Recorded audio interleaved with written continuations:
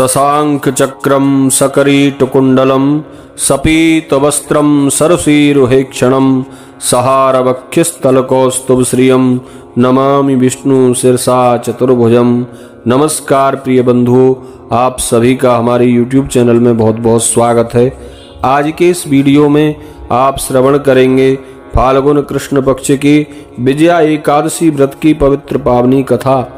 Channel पर नए हैं कृपया चैनल को सब्सक्राइब करके बेल आइकन को प्रेस कर दें, जिससे कि हमारे चैनल पर आगे आने वाले सभी वीडियो का नोटिफिकेशन आपको प्राप्त होता रहे। हम आपके लिए प्रत्येक व्रत त्योहारों की जानकारी, व्रत कथाएं वीडियो के माध्यम से आप तक पहुंचाते रहते हैं। वीडियो को लाइक करके कमेंट में जय श्री कृष्णा जरूर लिख दें। बंधुओं, विजया एकादशी का व्रत करने से व्रतकर्ता के सभी पाप तापों का विनाश हो जाता है और भगवान श्री हरि नारायण की कृपा से संसार के समस्त विघ्न बाधाओं का विनाश होते हुए सभी कार्यों में विजय की प्राप्ति होती है। भगवान श्री रामचंद्र जी ने भी लंका पर विजय प्राप्त करने के लिए फाल्गुन कृष्ण पक्ष की इस एकादशी का व्रत किया, तभी इस एकादशी का नाम विजया एकादशी पड़ गया। एकादशी व्रत में भगवान विष्णु की पूजा करने का विशेष महात्म्य है।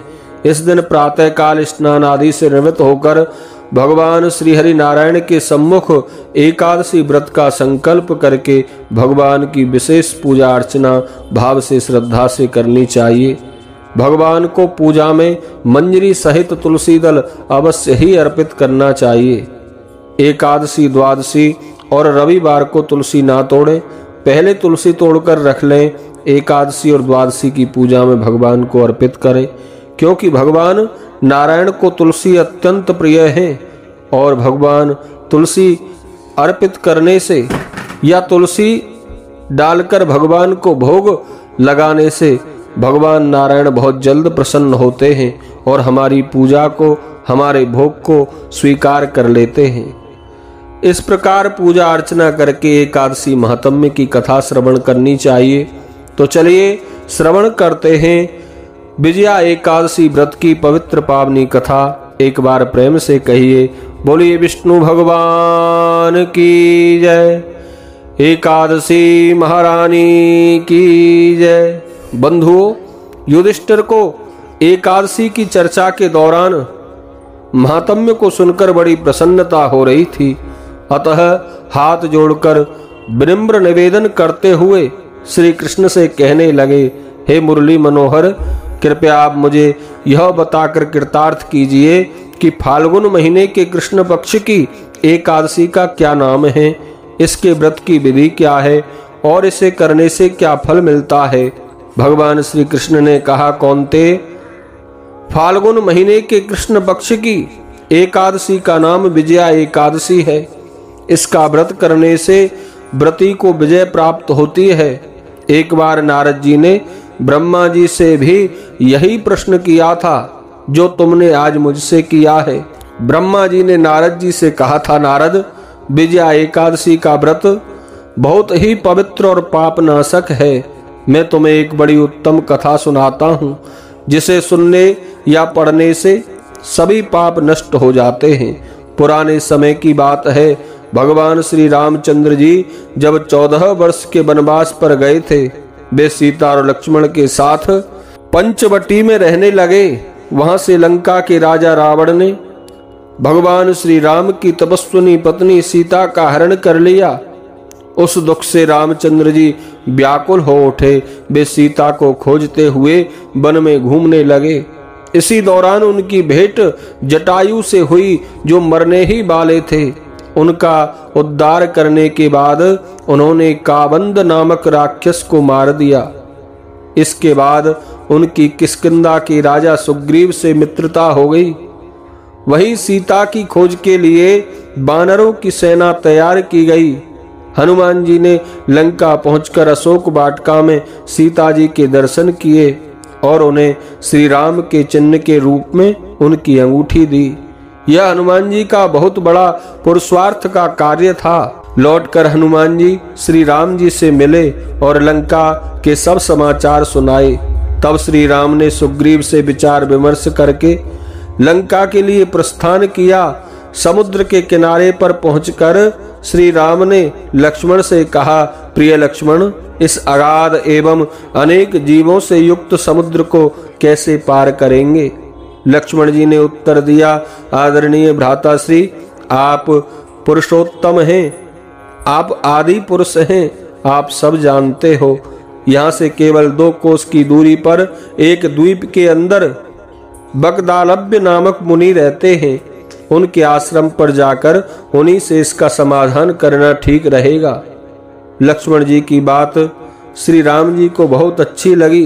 वे महामुनि बगदालभ्य से मिलने गए। वहां जाकर उन्हें मस्तक झुकाकर प्रणाम किया। मुनि उन्हें देखते ही पहचान गए कि ये भगवान श्री राम हैं। उन्होंने किसी कारणवश मनुष्य के रूप में अवतार लिया है। श्री राम के आने से महर्षि बहुत प्रसन्न हुए। उन्होंने पूछा, श्री राम, आपका शुभागमन यहाँ कैसे हुआ है? श्री राम बोले, महर्षि, मैं अपनी सेना लेकर यहाँ आया हूँ।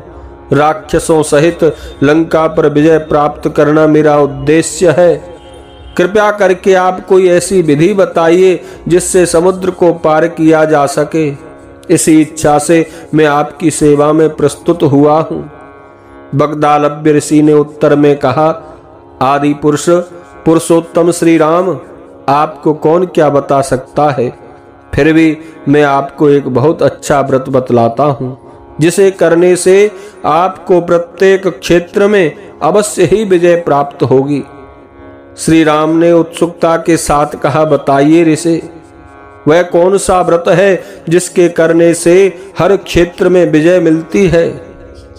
महर्षि बगदालभ्य ने बताया, मर्यादा पुरुषोत्तम राम, फागुन महीने के कृष्ण पक्ष की एकादशी, जिसका नाम विजया है, उसका व्रत करने से आप अवश्य ही समुद्र को पार कर लेंगे और युद्ध में भी आप विजयी होंगे। एक क्षण रुककर ऋषि फिर बोले, इस व्रत के लिए 10वीं के दिन सोना, चांदी, तांबे या मिट्टी का एक कलश मंगवाएं। कलश में जल भर दें, उसमें 5 पल्लव रख दें और वेदी पर स्थापित करें। कलश के नीचे सतनजा और ऊपर जौ रख दें। जौ के ऊपर नारायण भगवान की सोने से बनी हुई मूर्ति रख दें। एकादशी के दिन स्नान आदि कर्मों से निपटकर धूप, दीप, नैवेद्य, नारियल आदि से भगवान की उस मूर्ति की पूजा करें। पूरा दिन भक्ति पूर्वक कलश के पास बैठे रहें। रात को भी उसी तरह बैठकर जागरण करें। द्वादशी के दिन नदी या जलाशय के किनारे पर स्नान करें।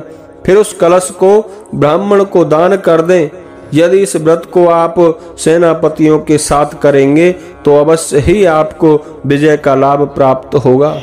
भगवान श्री राम ने मुनि के द्वारा दिए गए निर्देशों के साथ विधि विधान से विजया एकादशी का व्रत किया। इसके पुण्य के फलस्वरूप उन्होंने दैत्यों को पराजित कर दिया।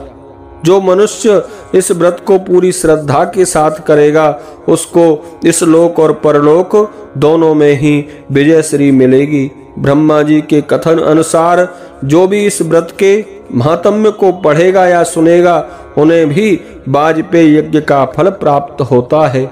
विजया एकादशी के व्रत में आहार में सिंघाड़े का प्रयोग करना चाहिए।